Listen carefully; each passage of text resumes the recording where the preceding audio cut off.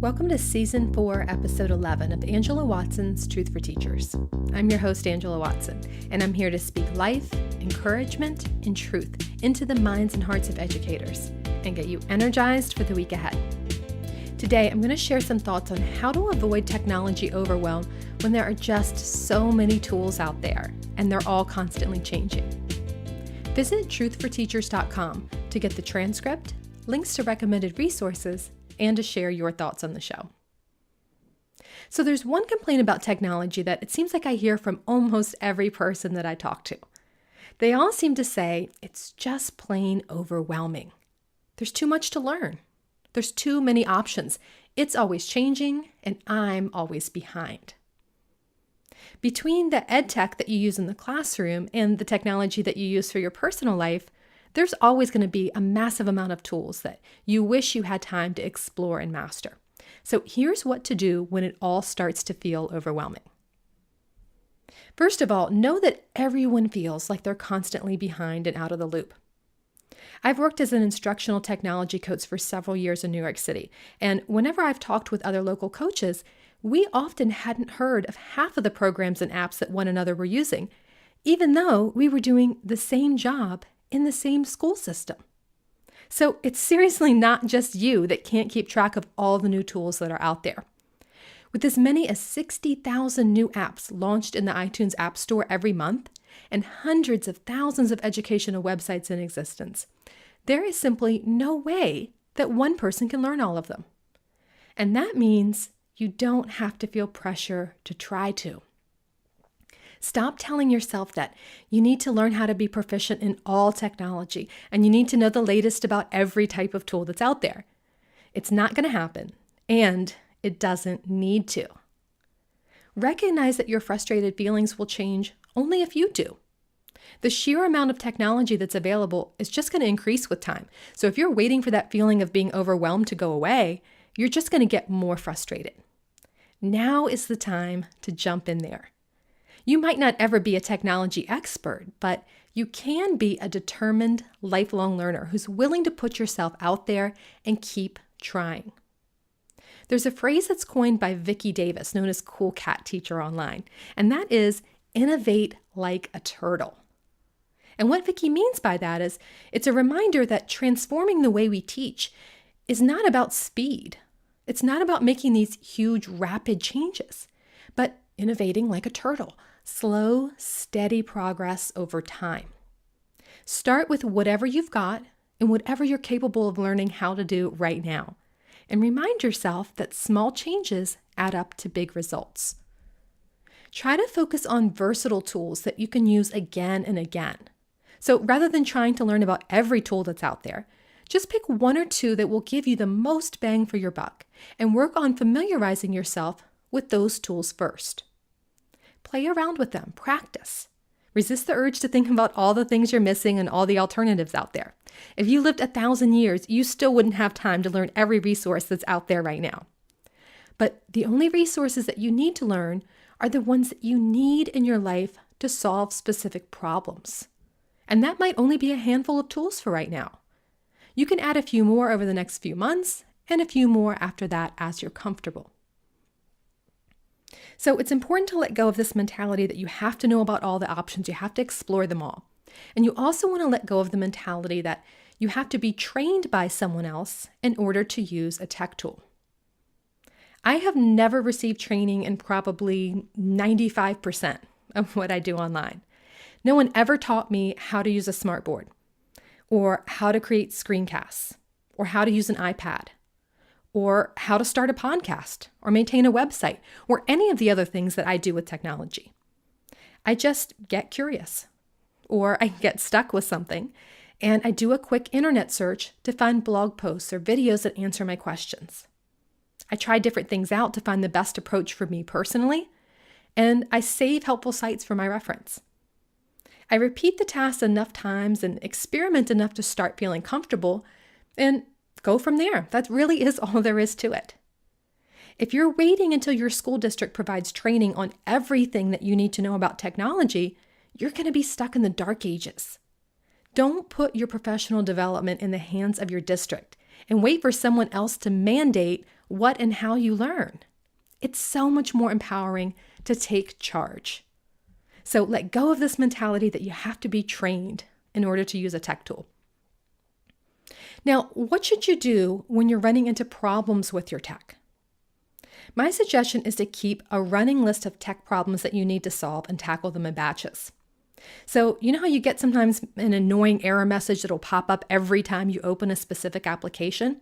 That can create frustration sometimes, and people will say, see, this is why I didn't want to try anything new, because now I have to waste time trying to figure out how to solve this. So my advice is not to fall down that rabbit hole right away. Don't waste 45 minutes trying to get rid of a pop-up. Instead, write that problem down. You might want to even keep a tech troubleshooting list. And then you can check out all the things on your tech troubleshooting list at a more convenient time. So set aside designated time when you're going to be in tech problem solving mode and tackle those things all together. If you have IT support at your school, you might want to go through the list once a month or so together instead of calling them every single time you run into trouble or trying to figure out all these little things on a daily basis. It's really easy to get bogged down in the learning curve, but when you get stuck, write it down, try to keep moving, and come back to it later. It's also good to set aside a small, well-defined block of time that you can experiment with tech tools. If you're being selective about how many tools you want to master, then prioritizing time to explore those tools isn't going to be a hugely time-consuming task. Be very focused with your goals for that block of time.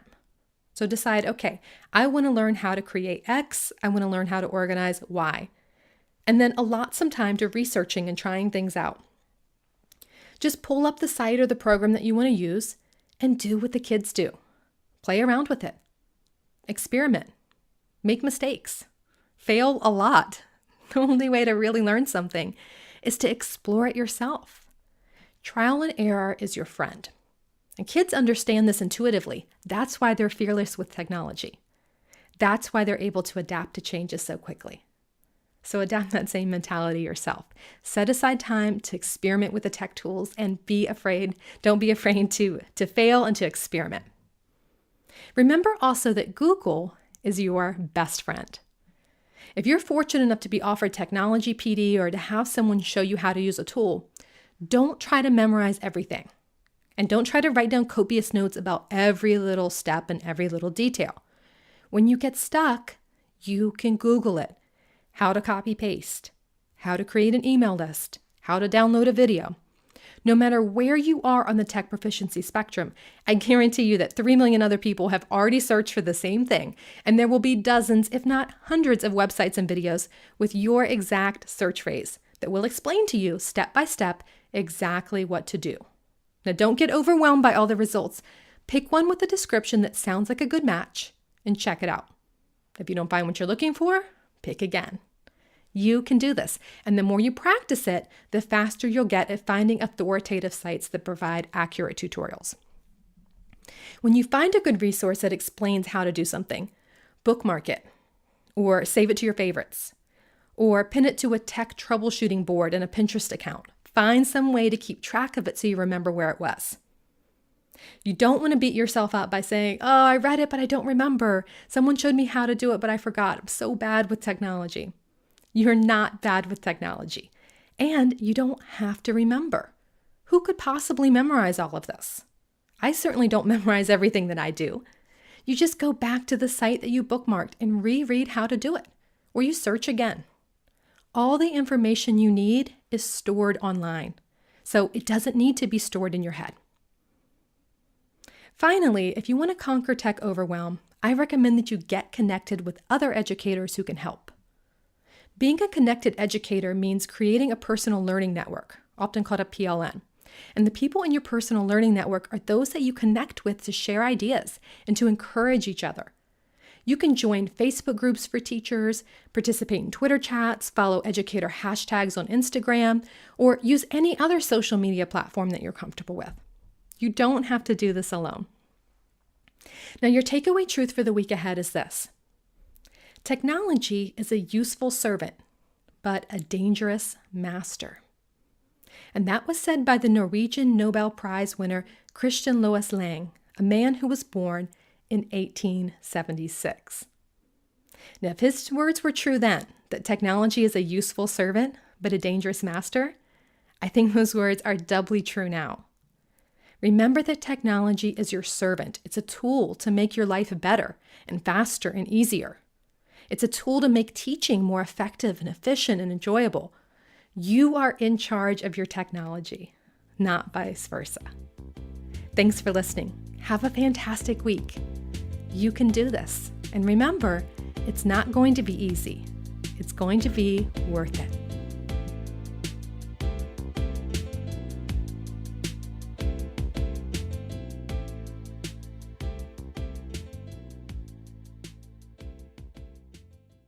Truth for Teachers is a proud member of the Education Podcast Network. Podcasts for educators, podcasts by educators. For more great podcast recommendations, go to edupodcastnetwork.com. That's edupodcastnetwork.com.